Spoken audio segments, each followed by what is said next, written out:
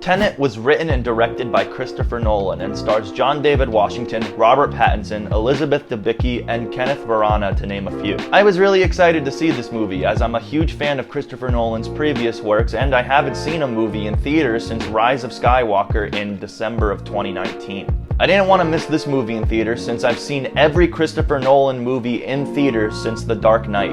I'm a firm believer that Nolan's films should be seen on the big silver screen, as they're always epic and grand in scale. Let me be upfront about this. I'm happy I saw this movie in theaters. This is truly unlike any movie I've seen before, and what happens in it is truly crazy.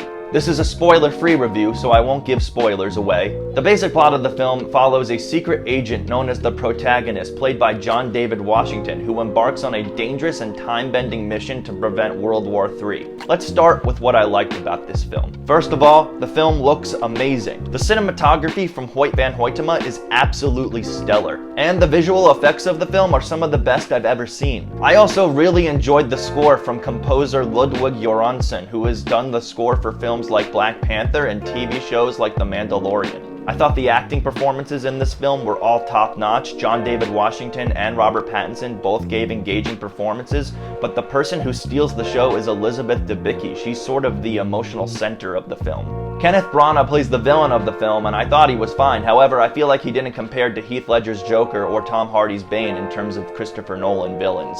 There was never a moment I was bored in this film. However, it does have its fair share of problems. For one, the sound mixing is awful. It's very hard to hear what characters are saying sometimes, and it can make the movie hard to follow. I definitely felt like I needed subtitles. The concept of the movie is also a lot to comprehend, and the film is very fast-paced, so it could be overwhelming at times. It's no doubt an incredibly ambitious and complex film, but I feel like it wasn't executed in all the right ways. It felt very much like if you don't understand everything immediately, then that's too bad for you, which was very frustrating for me sometimes. I feel like this movie works best when you're not trying to think about it too much. The screenplay of the film is also very plot-focused, which I guess is the point. However, it leaves little room for development of characters, so it was kind of hard to connect with them at points. And much like other Christopher Nolan films, there's a ton of expository dialogue during the downtime of the film. Tenet is definitely a movie that needs to be watched multiple times, much like Inception and Memento. And while Tenet is definitely Christopher Nolan's biggest film yet, I don't think it's his best. Still, it is impressive to see an original concept come to life on a screen,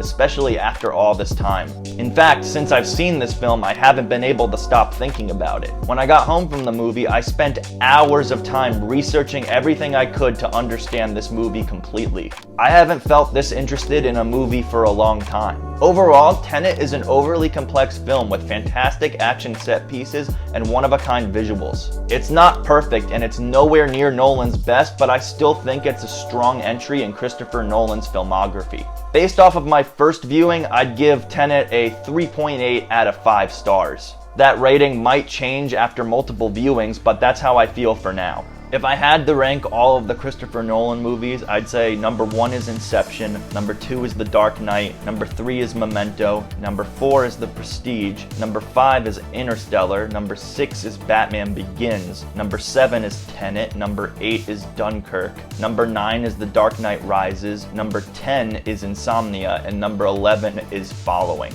Tell me what you thought about Tenet. Did you enjoy it? What are your thoughts?